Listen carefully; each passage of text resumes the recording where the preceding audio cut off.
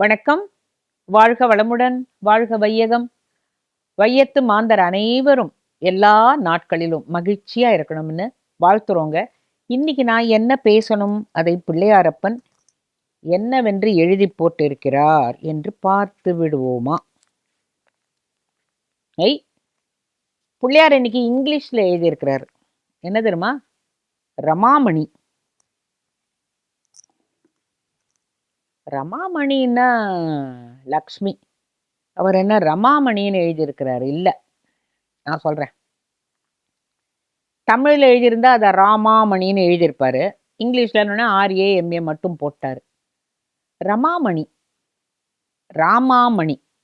இப்போ இது ரெண்டுக்கும் என்ன வித்தியாசம் அப்படின்னா, ரமாமணினா லக்ஷ்மி, ராமாமணி அப்படிங்கிறது ஆஞ்சநேயர்.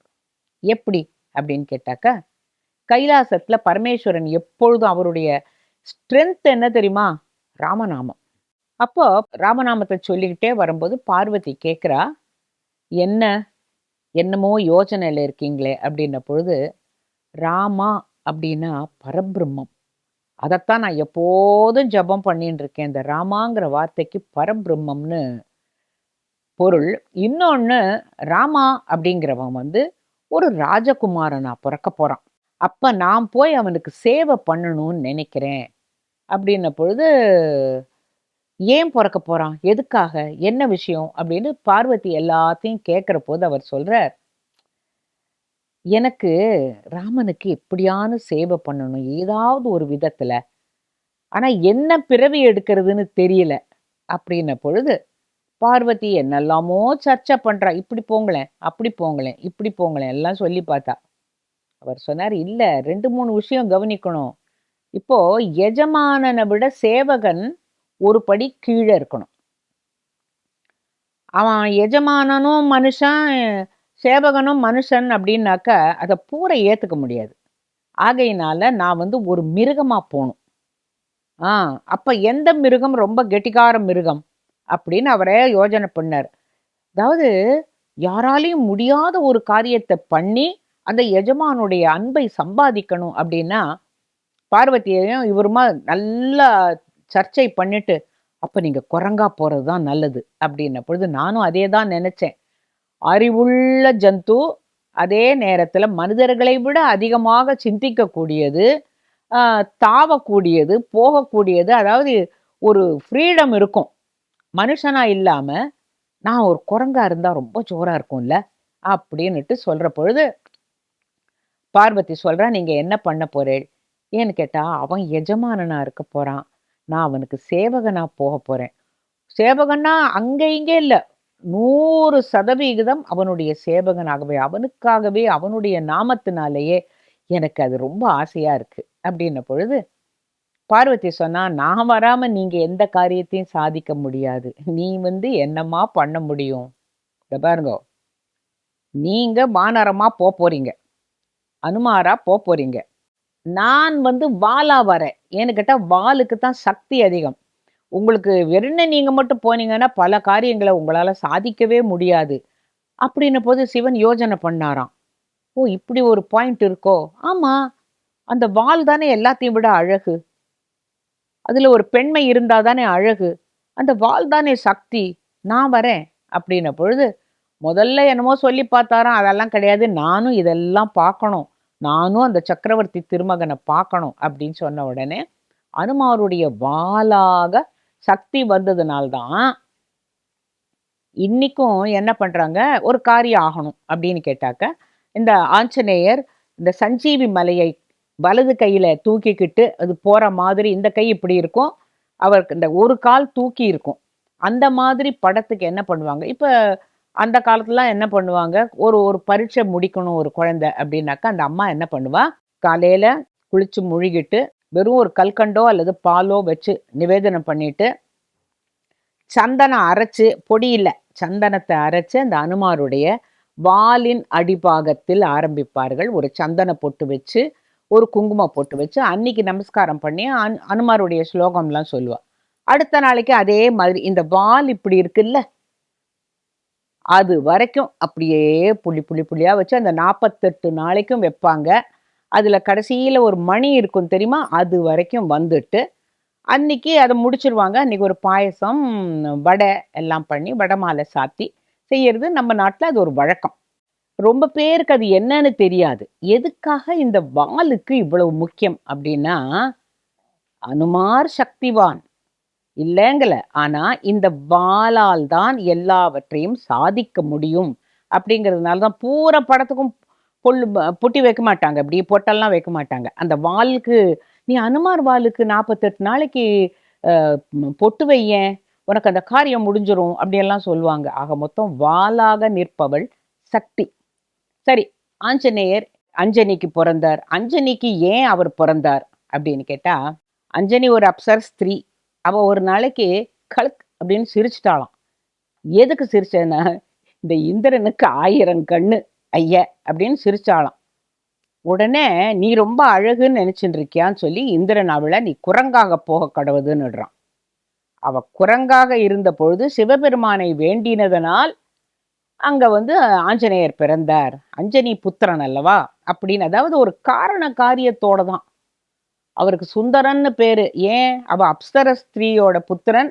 தவிர அனுமார் அவ்வளவு அழகானவர். சுந்தரன் மந்தரம் ஒத்த தோழன்னு சொல்றோமே, அழகு. அப்ப இந்த ஆஞ்சநேயர் அத முதல்ல ராமரை பார்க்கிறார்.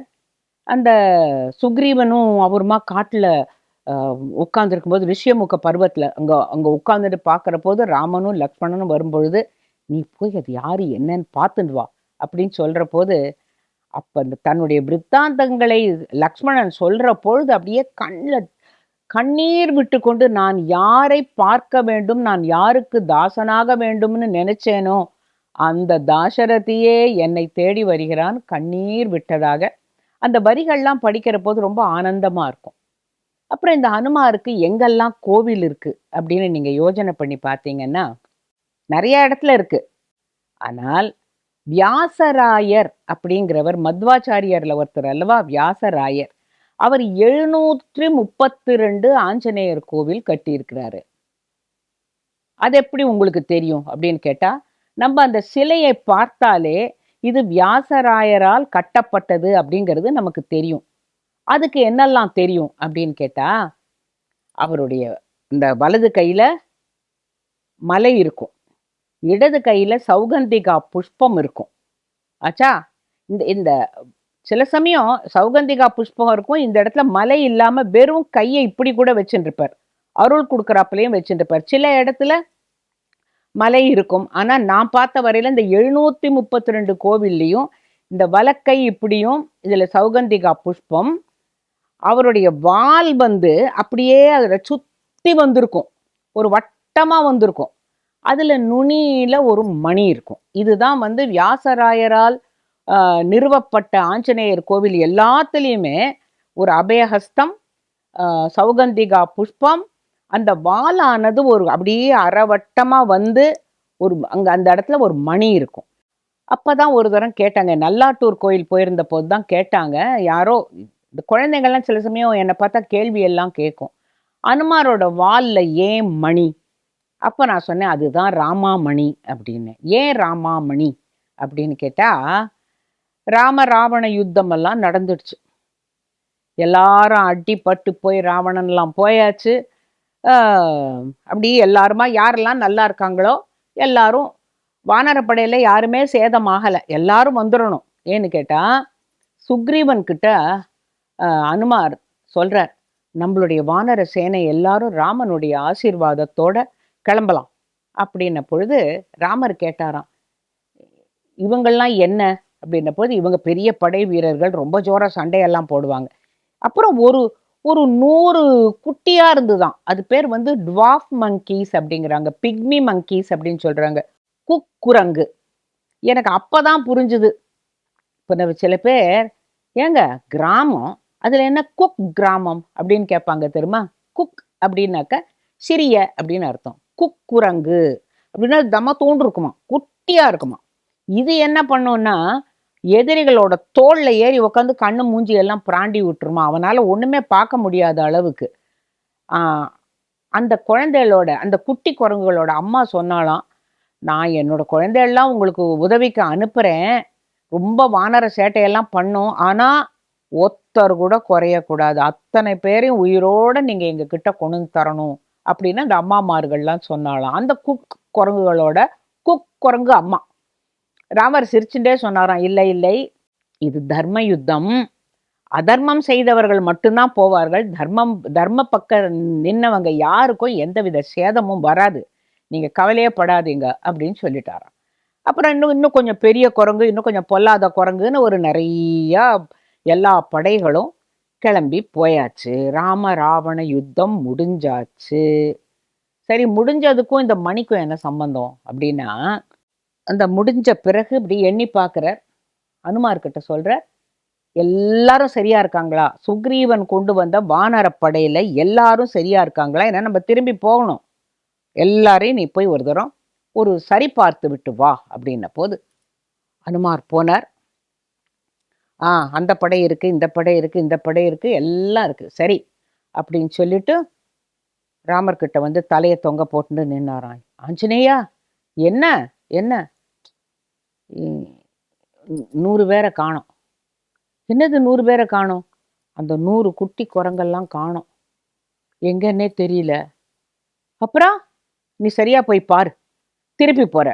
ஆஞ்சநேயர் இன்னும் ஒரு முறை போய் எல்லாரையும் பார்த்து, யாரெல்லாம் நீ இருக்கியா நீ இருக்கியா நீ இருக்கியா எல்லாரையும் பார்க்குறார். இல்லை ராமா, இன்னும் அந்த 100 பேரை காணவே காணோம், அந்த குட்டி குட்டியெல்லாம் எங்கே போச்சுன்னே தெரியல அப்படின்ன பொழுது ராமர் சொன்னாராம், நீ திருப்பி போய் பார்த்துட்டு வா அப்படின்னு. கொஞ்சம் கொஞ்சம், அதாவது உன்னால முடியாத காரியமே கிடையாது. நீ யாரு?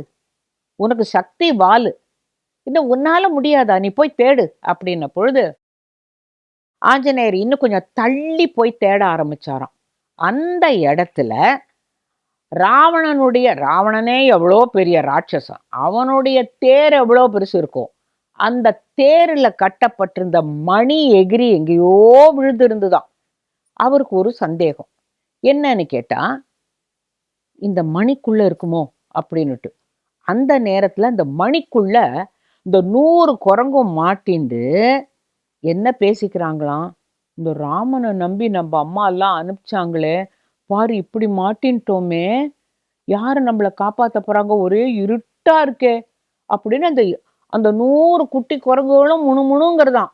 இந்த ராமனை நம்பி நம்ம அம்மா அனுப்பிச்சிருக்கவே கூடாது. சாதாரணமா பேசுறது தானே. அப்ப ஒரு குரங்கு சொல்லித்தான், ஒரு குரங்கு குட்டி, இது பார், அப்படியெல்லாம் இல்ல, அவர் வந்து இது தர்ம யுத்தம், யாருக்கும் எந்த சேதமும் ஏற்படாது, நம்ம அம்மா கிட்ட எல்லாம் சொல்லியிருக்கா இல்லையா, நம்மள பத்திரமா அழைச்சின்னு போயிடுவார், நீ கவலையே படாத அப்படின்னு சொல்லிட்டு. அப்ப எல்லாரும் என்ன பண்ணலான்னு, எல்லாரும் ராம ராம ராம ராமநாமன் சொல்லுங்கோ, நமக்கு ஏதானு ஒரு விடிமோக்ஷம் கிடைக்கும். அப்ப ஒரு குட்டி குரங்க என்ன பண்ணித்தான், மூச்சே விட முடியலையே அப்படின்ன பொழுது கொஞ்சமா அந்த மணியை தூக்கி பார்த்துதான், முடியல. அப்புறம் 2-3 சேர்ந்து தூக்கி கொஞ்சோண்டு காத்து வந்ததுக்கு அப்புறம், சரி எல்லாரும் ராமநாமன் சொல்லுங்க ராமநாமன் சொல்லுங்க ராமநாமன் சொன்ன போது அந்த நேரம் பார்த்து ஆஞ்சநேயர் வரார். வந்து பார்த்தா எல்லா இடத்துலையும் பார்த்தோம், இந்த இவ்வளோ பெரிய மணிக்குள்ள உட்கார்ந்து இருக்குமோ, எல்லாம் எல்லாம் மாட்டின்னு இருக்குமோ அப்படின்னு சொல்லிட்டு இந்த வாளால இந்த மணியை அப்படியே தூக்கினாராம். பார்த்தா இந்த 100 குரங்குகளும் இந்த பிக்மி மங்கீஸ் அத்தனையும் அப்படியே தேவர் ஹடில் டுகெதர் அப்படியே உட்கார்ந்து இருந்துதான். ஆஞ்சநேயரை பார்த்தோன்னே நாங்க இதுலயே மூச்சு தண்ணீர் செத்து போயிடுவோம்னு நினைச்சோம், நல்ல வேளை நீங்க வந்தீங்கன்ன பொழுது, நான் அப்ப வந்து பார்த்த போது ஓரளவுக்கு தான் பார்த்தேன், இவ்வளவு தூரத்துல ஒரு மணி விழுந்திருக்குன்னா அதுக்கடியில நீங்க போய் எப்படி மாட்டின்றீங்கன்னு கேட்ட பொழுது இந்த குரங்கெல்லாம் சொல்லித்தான், எங்களுக்கு தெரியாது, யுத்தம் முடிஞ்சு போச்சு, ராவணன் அழிஞ்சிட்டான் அப்படியெல்லாம் எங்களுக்கு தெரிஞ்சது. அதனால நாங்கெல்லாம் என்ன பண்ணோம், அந்த பெரிய குரங்கு நடுப்புற நம்ம மாட்டிக்க வேண்டாம், நாங்க எல்லாரும் அந்த 100 பேரும் ஒரு இடத்துல ஒன்னா உக்காந்துருந்தோம். எப்படியும் ராமர் அந்த யுத்த காலத்துல நடந்து வருவார் இல்லையா, வரும்போது நாங்கெல்லாம் ராமா எங்க வேலையை நாங்க நல்லா முடிச்சிட்டோம் அப்படின்னு சொல்றதுக்காக உக்காந்துருந்தோம். அந்த நேரத்துல ஒரு ஒரு மணி பெருசா காத்துல அப்படியே வந்து எங்கேதோ அருந்து விழுந்து எங்க அத்தனை பேர் மேலேயும் டொப்புன்னு போட்டு மூடிடுத்து. எங்களுக்கு என்ன பண்றதுன்னே தெரியல, எங்களுக்கு கதி மோட்சமே இல்லைன்னு நினைச்சோம் அப்படின்ன பொழுது அனுமார் தன்னுடைய வாளால் அந்த மணியை தூக்கி இந்த 100 குட்டி குட்டி குரங்குகளுக்கும் உயிரை கொடுத்ததுனால அந்த மணி அவருடைய வாளில் இன்றும் இருக்கிறது. அது ஜெயமணி. அங்கேருந்து ராமர் கிட்ட வந்து சொல்றாராம், ஜெயம் ஜெயம் ஜெயம், அந்த 100 பேரும் கிடைச்சிட்டாங்க, அந்த அந்த மணிக்கு உள்ள இருந்தாங்க அப்படின்ன பொழுது ராமர் சிரிச்சாராம். ஸோ அதுதான் ஜெயமணி. அந்த ஜெயமணியை சத்தம் போட்டுட்டே வந்தாராம், ஜெயம் ஜெயம் ஜெயம் அப்படின்னு சொல்லிட்டு. ஜெயம் அப்படின்னா என்ன அர்த்தம்? வெற்றின்னு அர்த்தம். இவங்க போன காரியம் வெற்றி ஆகணும் அப்படிங்கிறதுக்காக அந்த வாலில் ஒரு அழகான மணி. அந்த வியாசராயர் கட்டின எல்லா கோவில்ல இருக்கிற ஆஞ்சநேயர் வால்லையும் பார்த்தீங்கன்னா அந்த மணி இருக்கும். அந்த மணியை பார்க்காம நீ வெறும் ஆஞ்சநேயரை மட்டும் தரிசனம் பண்ணினா புண்ணியம் இல்லை அப்படின்னு சொல்லுவாங்க. ஆக மொத்தம் எங்கேருந்து கைலாசத்துல ராமருக்கு உதவி பண்றதுக்காக ஒரு எஜமானன் சேவகன் அவனை விட ஒரு ஒரு அடி குறைச்சு இருக்கணும் அப்படின்னு சிவபெருமான் நினைச்சு ஒரு ஆஞ்சநேயராக அஞ்சனியின் வயிற்றில் பிறந்து அவர் வந்து சுக்ரீவனோட சேர்ந்து, அவர் பேர் நப வியாக்கரண பண்டிதர். கொஞ்ச நஞ்சம் இல்ல, அவர் அறிவில் சிறந்தவர். சூரியனையே குழந்தையா இருக்கிற போது அது ஒரு பழம் அப்படின்னு நினைச்சுன்னு அதை சாப்பிட போயிட்டார். அப்புறம் இந்திரனால் வஜ்ராயுதத்தால் அடிபட்டதுனால இந்த இடத்துல தாடையில அடி வாங்கிட்டார். அவர் சூரியன் கிட்ட கல்வி கற்றுக்கொண்டார். எப்படி? சூரியன் சொன்னாராம், எனக்கெல்லாம் நின்று உனக்கெல்லாம் சொல்லித்தர முடியாது, நான் வேகமா சுத்தின்னு இருப்பேன், அப்படியே நான் சொல்றேன் நீ கத்துக்கோ அப்படின்ன பொழுது என்ன தெரியுமா பண்ணார்? இன்னொருத்தரா இருந்தானாக்கா நீங்க சொல்றது எனக்கு காதுல கேட்கணுமே, எப்படி எல்லாம் கேட்டிருப்பார். சரி சூரியனே நீங்க இப்படியே சுத்துங்கோ, நான் உங்களுக்கு முன்னாலேயே போறேன், நீங்க சொல்ல சொல்ல சொல்ல சொல்ல நான் அப்படியே எல்லாத்தையும் கத்துட்டு வந்துடுறேன்னு அப்படித்தான் சூரியனிடமிருந்து கல்வி கற்றார். இல்லாட்டா அவரால் அசாத்திய சாதக சுவாமின்னு ஏன் சொல்றோம்? யாராலும் செய்ய முடியாத, நினைத்து கூட பார்க்க முடியாத ஒரு காரியத்தை அவர் செய்யறார் அப்படின்னாக்கா, இன்னொன்னு அவருக்கு தன்னுடைய வலிமையே தெரியாது. அப்படி ஒரு சாபம் அவருக்கு. அவருடைய வலிமை யாரான்னு எடுத்து சொன்னா உடனே ஓ.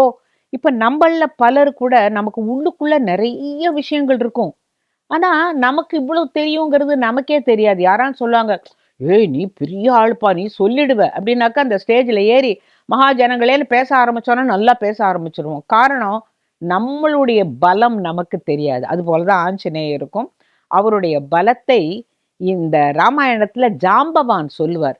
சம்பாத்திங்கிற கழுகு மலை மேல உட்காந்து என்ன சொல்றது, நான் இங்கேருந்து பார்த்தா எனக்கு கழுகு பார்வை அங்க தெரியறது, அங்க அசோகவனத்துல சீத்தை இருக்கிறது எனக்கு தெரியறது, அங்கதான் நீ போகணும் அப்படிங்கிறா. இவ்வளோ பெரிய சமுத்திரத்தை எப்படிப்பா தாண்டறது?